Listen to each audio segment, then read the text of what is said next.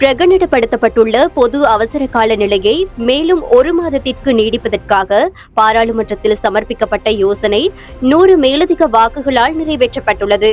குறித்த யோசனைக்கு ஆதரவாக 108 வாக்குகளும் எதிராக 8 வாக்குகளும் கிடைத்துள்ளன. மத்திய கிழக்கு பிராந்தியத்தில் தீவிரமடைந்து வரும் மோதல் நிலைமை காரணமாக உலக சந்தையில் கச்சா எண்ணெய் கொள்வனவு ஒன்றின் விலை $150 வரை உயரக்கூடும் என்றும் இதன் மூலம் புதிய எரிசக்தி நெருக்கடி உருவாக்கும் அபாயம் உள்ளதாகவும் கட்டார் எரிசக்தி அமைச்சர் தெரிவித்துள்ளார். இந்தோனேஷியாவில் 16 வயதிற்கு உட்பட்ட சிறுவர்கள் சமூக ஊடகங்களை பயன்படுத்துவதை தடை செய்ய அந்நாட்டு அரசாங்கம் தீர்மானித்துள்ளது. மார்ச் மாதம் 28 முதல் அமலுக்கு வரும் வகையில் இந்த தீர்மானம் நடைமுறைப்படுத்தப்படும் என அந்நாட்டின் தொடர்பாடல் மற்றும் டிஜிட்டல் விவகார அமைச்சு அறிவித்துள்ளது. மத்திய கிழக்கில் நிலவி வரும் போர் சூழலை முடிவுக்கு கொண்டு வந்து அமைதிக்கு ஒரு சந்தர்ப்பத்தை வழங்குமாறு ஐக்கிய நாடுகள் சபையின் மனித உரிமைகள் ஆணையாளர் வோல்கர் டர்க் போரிடும் தரப்பினரிடம் கோரிக்கை விடுத்துள்ளார். வெளிநாட்டிற்கு தப்பிச் சென்று தலைமறைவாக இருக்கும் பாதாள உலகக்குழு தலைவரும் பாரிய அளவிலான போதைப்பொருள் கடத்தல்காரருமான பாணந்துரை குடு சலிந்து என்ற சலிந்து மல்சிதவுக்கு சொந்தமான சுமார் 2 கோடி ரூபாய் பெறுமதியான சொத்துக்கள் முடக்கப்பட்டுள்ளன. கட்டுநாயக்க விமான நிலையத்தில் 11 கிலோகிராம் குஷ் மற்றும் அசிஸ் போதைப் பொருட்களுடன் சந்தேக நபர் ஒருவர் கைது செய்யப்பட்டுள்ளார்.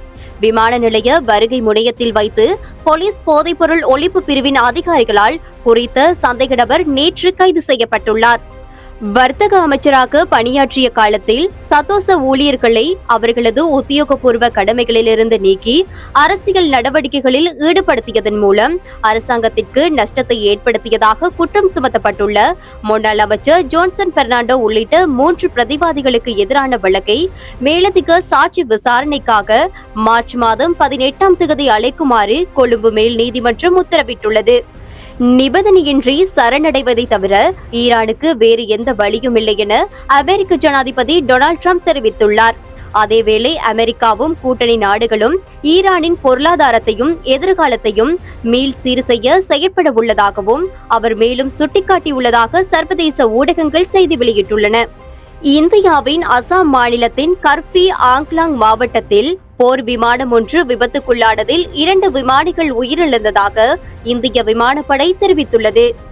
மத்திய கிழக்கில் நிலை கொண்டுள்ள அமெரிக்க படைகளை தாக்குவதற்கு தேவையான ரகசிய உளவு தகவல்களையும் ஆதரவையும் ரஷ்யா ஈரானுக்கு வழங்கி வருவதாக அமெரிக்க அதிகாரிகள் தெரிவித்துள்ளதாக வாஷிங்டன் போஸ்ட் செய்தி வெளியிட்டுள்ளது.